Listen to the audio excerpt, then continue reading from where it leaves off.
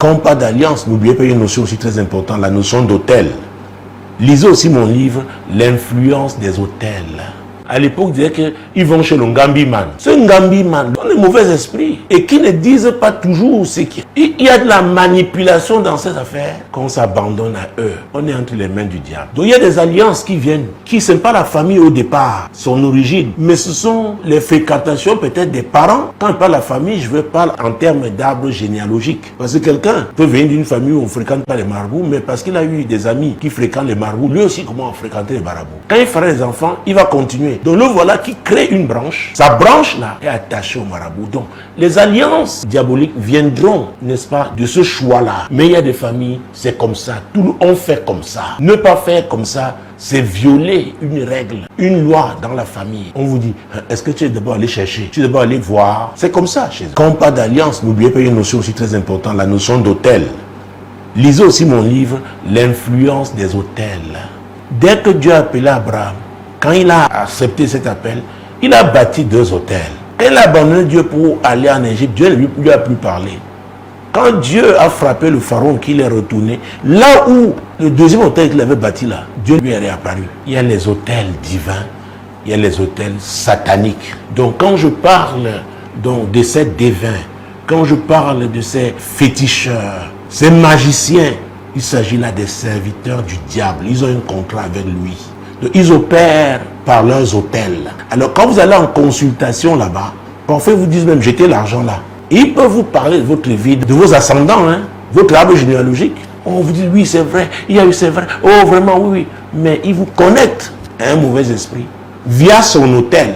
L'hôtel doit être un lieu de rencontre entre l'humain et le divin. S'il s'agit des influences spirituelles, il faudrait que vous ayez de quoi. Ah oui, ce qui vous permettra la force nécessaire pour affronter ces esprits-là. C'est très important. Quand on est dans le cadre d'une alliance, d'un pacte, il y a des familles qui ont des pactes avec des mauvais esprits. Il y a des familles où on ne prend pas de décisions sans aller chez le devin. La mère, toutes les 2 semaines, est chez un devin.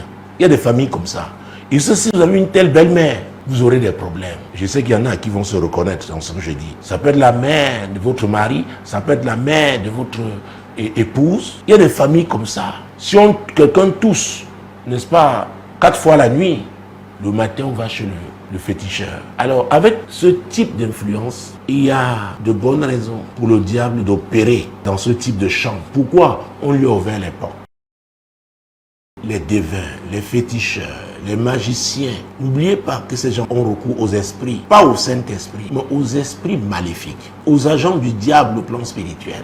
Et le diable, parce qu'il ne sait pas bénir, la Bible dit que ce sont les bénédictions de l'Éternel qui enrichissent. Donc quelqu'un qui va trouver un message, il va chercher un message, une information chez un devin, parce qu'il reçoit cette information, alors il est en contact avec sa source. Ça peut ne pas l'influencer tout de suite. Mais quand les effets vont commencer à se faire ressentir, il ne saura même pas où, quand et comment il est entré en contact avec cette source. Tout simplement parce que c'est une habitude chez eux. C'est leur tradition. Ils vivent comme ça. Si vous épousez un homme ou une femme dont la famille est habituée à fréquenter les féticheurs, les devins, les astrologues, les magiciens, les marabouts, ces gens-là, vous aurez des problèmes. Parce qu'ils ont toujours quelque chose à dire. Quel que soit l'engagement qu'on a appelé à prendre, il y a un minimum d'informations qu'on doit avoir. Si c'est en enfer, des gens qui veulent devenir vos partenaires, peut-être avec vos associés, qui sont-ils? Il faut avoir des informations sur ces personnes. Est-ce que les femmes, les filles se marient là-bas?